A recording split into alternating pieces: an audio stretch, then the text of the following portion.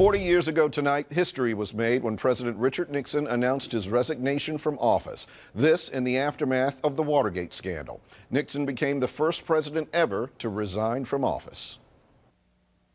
I have never been a quitter.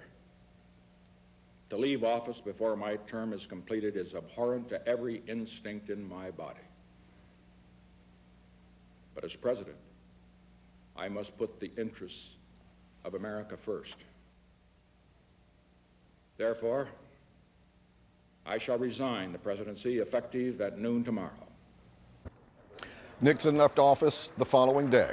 A helicopter flew him and his family to Andrews Air Force Base for their flight to San Clemente, California. Vice President Gerald Ford was then sworn in as president. Periodically on Fox 5, we air a segment called 5 Questions, and tonight we're pleased to have Stephen Bull joining us. Mr. Bull was President Nixon's personal assistant at the time of the resignation and was on the plane with the former First Family as they flew to San Clemente. Thank you very much for being with us. Nice to be here, sir. What a night. I remember it well. As obviously, we do too. Yes, you do. First, briefly, can you establish, you were a young man at the time. How did you come to serve as the president's personal assistant? I volunteered, worked on the campaign in 1968. Near the end of the campaign, I think they wanted some young faces around. And quite simply, I was a young face and was invited to come on down to Washington, and I accepted the invitation. As the president said, and even in the clip that we saw from the speech that he made on this night 40 years ago, he was loath to resign, and right up to the end was loath to resign. What happened in the days leading up to the announcement to change his mind? Substantively, there were a couple of major events. The first one really was the Supreme Court decision, a unanimous decision, 9-zip, to turn over the tapes, an action that had been resisted by the president and by the White House up until then. And then a couple of days beforehand, the so-called smoking gun tape came out, and that pretty well eliminated most of the support, even the Republican support that he had that would have enabled him to remain in office. So that was really it, about 2 or 3 days before. And then the Republican congressional leadership came up, met with him in the cabinet room, and for all practical purposes said, Mr. President, it's time to go. You saw the president every day. Yes. You were by his side, good times, bad times, all the time. Tell me, in those days ahead, that day, 40 years ago today, what was he like? What was his mood? What was going on with him? I suppose the correct characterization is somber, even. I mean, surprisingly even and placid in demeanor. Not an extreme of emotion, although he was a man who didn't show a great deal of emotion one way or another. Mm-hmm. He famously thought that everybody was out to get him. At the end, did he still believe that? Did he believe that's what had happened, or do you think he understood the enormity of the situation, the gravity of his actions, and the cover-up? Well, first of all, not everyone was out to get him, just most people. Yes, okay. And as Henry Kissinger famously said, just because you're paranoid doesn't mean that everyone's not out to get you. That is true. But I think he came to realize that his political base had dissipated. Mm-hmm.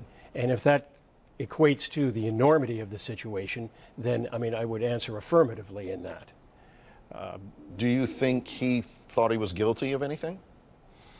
I think he probably thought that he was guilty of some misjudgments, but not of a felony or an impeachable offense. You were on we showed the helicopter. Yes. You were on the helicopter. Yes. For the flight to Andrews Air Force Base. You were in the plane back Yes. to San Clemente. Mm-hmm. Who else was on the plane? Can you tell me what that was like? Well, let's see. There's about a half a dozen of us. It included Diane Sawyer. Yes, she worked for the president. She worked for President Nixon in the press office. And Ron Ziegler, who was the press secretary, the late Ron Ziegler. He died about 10 years ago. And then there were 3 or 4 other people there on the plane. And of course, but the that family. was about it. Well, not the whole family. Not the whole family. Mrs. Nixon was there. Mrs. Nixon, right. And Tricia and Ed Cox. Okay. Julie and David Eisenhower were not on the plane. They came out later. Was there much talking on the flight to San Clemente? There were those of us who were the staff, the dwindling group there, were seated at one of the staff tables, and I think there was a bit of gallows humor not much else. But we were sitting there with a couple of pieces of a couple of documents. One was the former President's Act, and the other one was the Transition Act. And Mr. Nixon was about to become a former president, and we were trying to figure out, okay, what does a former president do, and how do we set up an office for the former president? This was all new territory. Yeah, and so you had some, in a way that must have helped people like you whose careers at that time were counted on the president and seemed to count on the presidency, but this gave you something to do and to focus on as you could move on, so you could move on. I mean, for the short term. For the short term. The person who was really helpful to us in setting that up was an assistant to former President Johnson, who was running the Johnson Library down there. And Tom Johnson, I believe, is his name, and he ended up being the CEO of CNN, as I recall. Oh, yes, that's right. But he was of great help to us.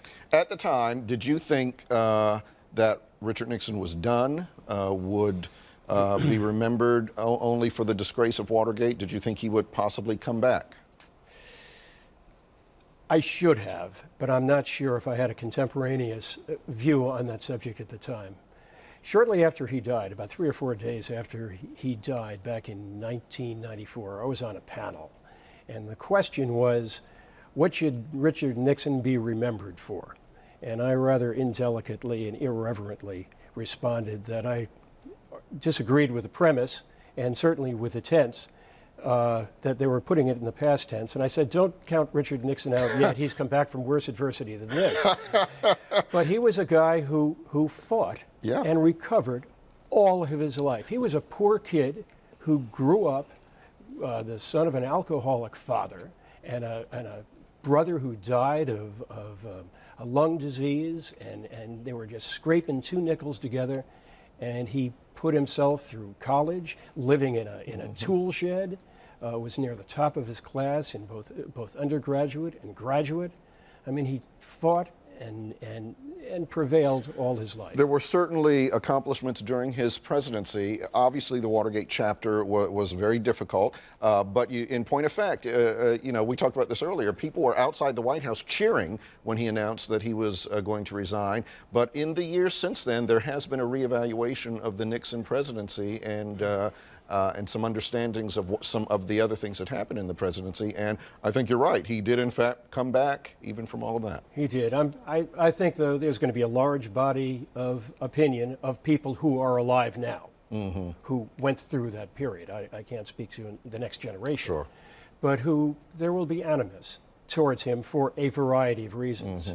But his accomplishments were there's a multitude. I don't know even where to start. The opening to China, the drawdown of the Vietnam War, the desegregation of schools. He desegregated more schools than any other president in 1969 following the Supreme Court decision. The creation of EPA, of course that's of some questionable value to some these days, but he was a real doer as a president. You speak very eloquently about the time, and I know that this was a tough day 40 years ago for those of you working so closely with the president. I thank you for sharing those memories. Well, it's nice to be here. Stephen Bull, thank you.